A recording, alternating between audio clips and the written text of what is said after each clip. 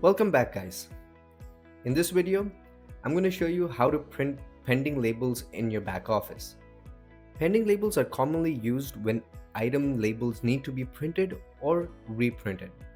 In many cases, when a price is changed, the item will automatically appear under pending labels. This helps you know which items need updated shelf labels. To begin, open the pending labels section by using the Smart Search. Over here, you'll see items that are waiting for labels to be printed. Review the list and select the items you want to print labels for.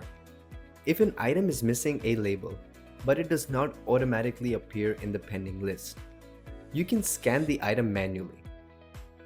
Scan the item barcode and the system will add it to the list so you can print the label. Once the item is selected, click Label Print.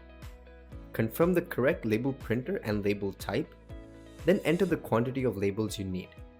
After confirming the printer, label type, item, and quantity, click Print.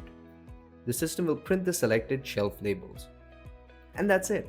You have successfully printed pending labels in your back office. Thank you so much for watching.